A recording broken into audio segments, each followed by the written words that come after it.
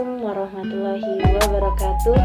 Perkenalkan, nama saya Eva Nabila Putri, NIM 1820210046 dari Prodi Pendidikan Anak Usia Dini, Win Radamipata Palembang, dosen pengampu Ibu Iza Fitri MPD.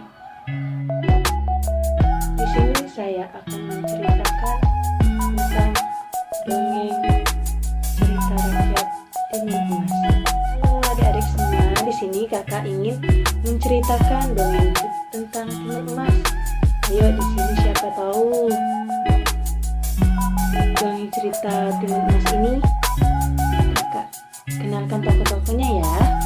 Yang pertama ini ada Buto Ijo, ini Mpok Sirni, ini Orang Sakti, dan yang ini adalah Timun Emas. Di sini ada lagi yang satu lagi, ini Timun Emas masih kecil, masih bayi. Pada zaman dahulu hiduplah sepasang suami istri. Petani mereka hidup di sebuah desa dekat hutan. Mereka hidup bahagia, sayangnya mereka belum dikaruniai seorang anak. Namun suaminya sudah meninggal. Sang istri sangat menyayangi almarhum suaminya. Istri pun menjanda dan dipanggil Pok Sirni.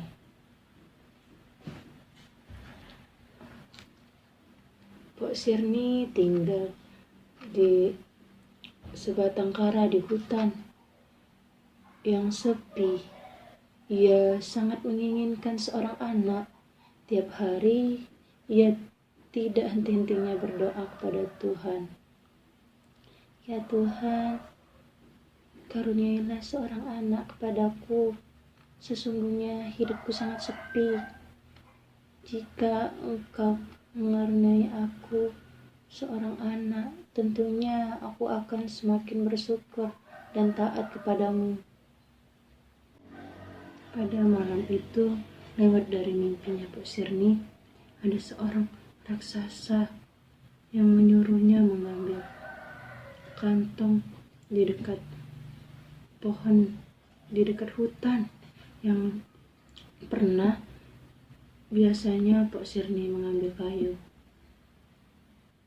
Tapi suatu pagi ia terbangun, tidak mungkin, dan dia tidak percaya. Suatu hari raksasa yang kebetulan lewat di depan mendengar doa Pok Sirni dengan suaranya yang menggelegar. Hei wanita tua, apa kau sungguh-sungguh menginginkan seorang anak? Iya, benar sekali. Aku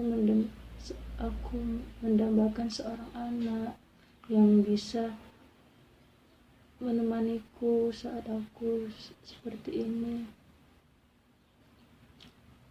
Tapi tidak mungkin, karena aku sudah tua dan suamiku sudah meninggal. Ho ho ho ho ho ho.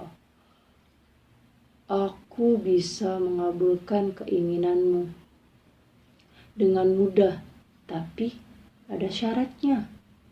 Apakah kau bersedia?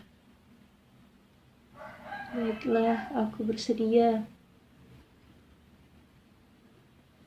Peliharalah anak yang ku berikan nanti padamu nanti. Berikan ia makan banyak supaya gemuk. Aku akan menjemput saat ia berusia 17 tahun. Mengapa menjemput, untuk apa? Tentu saja untuk ku makan. Anak yang gemuk adalah hidangan yang paling kusukai. Ha ha ha ha ha ha ha. Tidak ada pilihan lagi. Mpok Sirni pun menerima syarat yang diberikan oleh raksasa, memberinya 9 biji mentimun untuk ditanam. Karena suami istri, karena Pak Sirni pun sudah sangat menginginkan anak, mereka langsung menyanggupi syarat dari raksasa. Mereka tak memungkirkan apa yang akan terjadi nanti. Yang terpenting, Pak Sirni memiliki anak.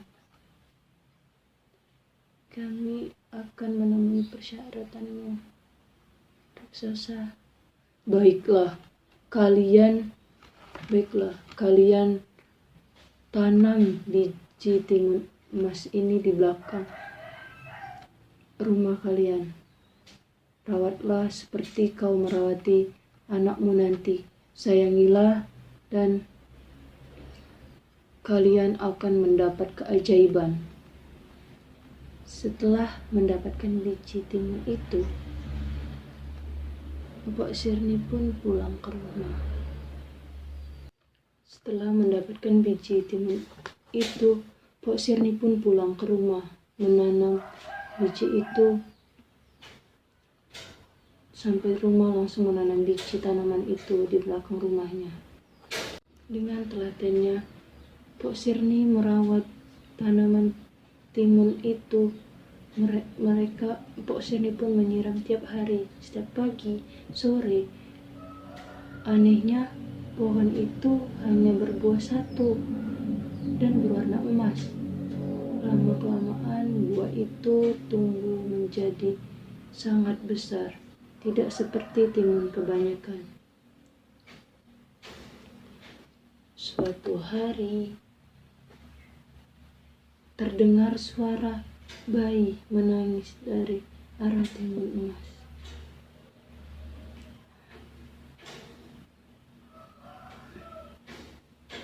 Pak Sirni pun mendekati timun itu dan penasaran. Dan Pak Sirni memetik timun emas itu. Setelah itu dibawanya ke rumah. Pak Sirni pun membuka perlahan timun emas itu. Dan ternyata ada bayi perempuan di dalam timun itu.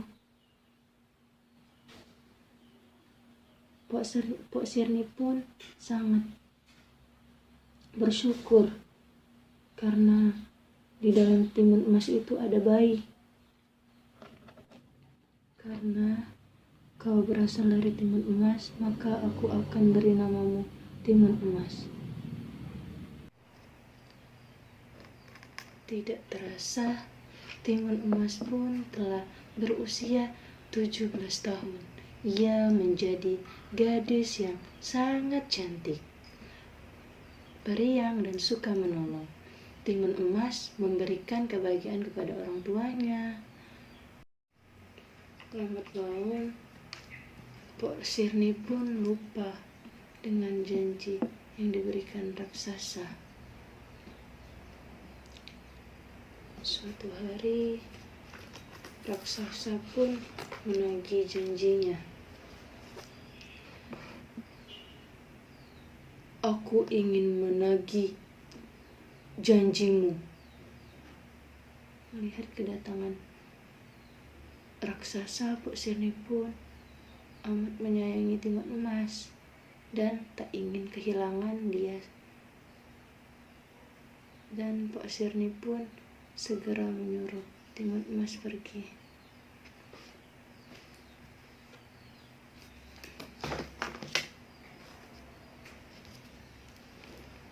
Nak, pergilah. Kenapa, Bu? Pergilah. Baik, Bu, baik, Bu.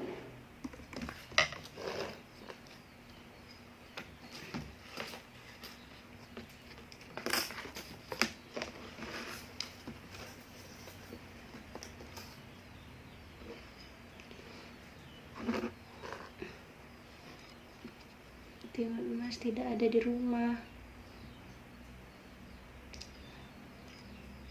ia sedang pergi. Baiklah, besok Timun Emas harus ada di rumah. Aku akan mengambilnya.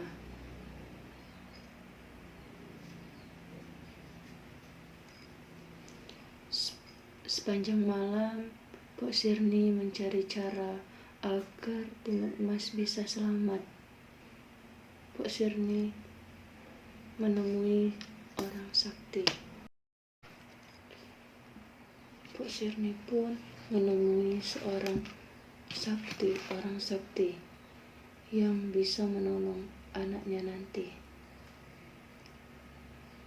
Orang itu memberikan sebuah kantong.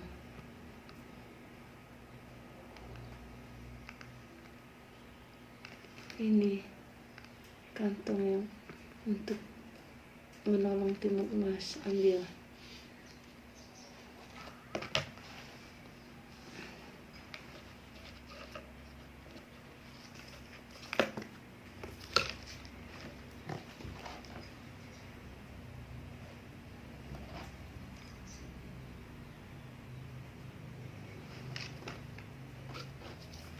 Ternyata isi kantong sakti itu adalah senjata untuk Timun Emas.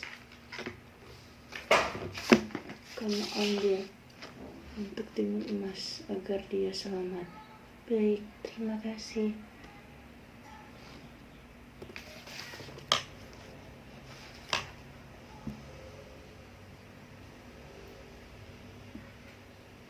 Apa yang harus kulakukan?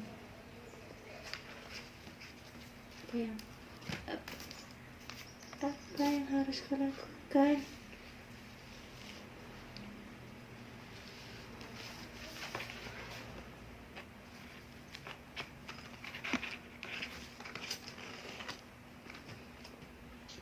Apa yang harus kulakukan?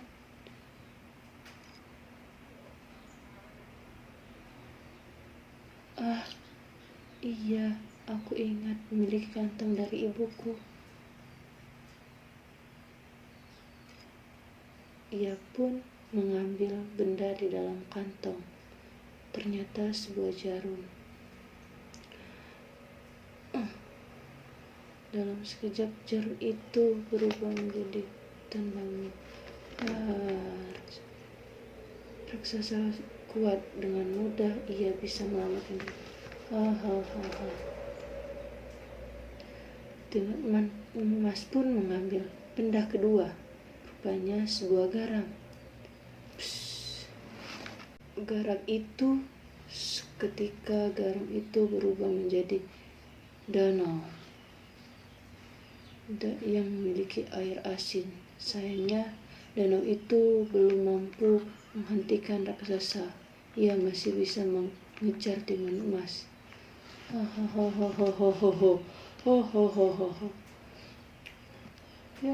Jangan. Sekarang tinggal senjata ketiga, yaitu sebuah terasi udang.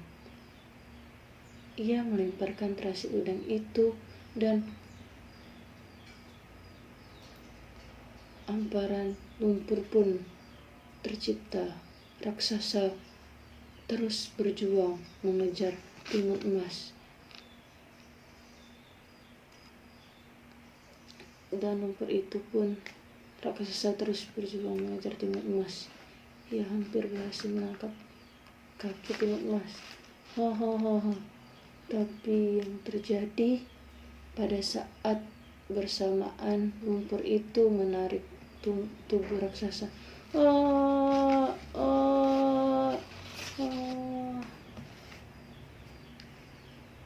Akhirnya Timun Emas bisa bernapas dengan lega. Ia berhasil mengalahkan kejahatan raksasa dan merasa cukup aman.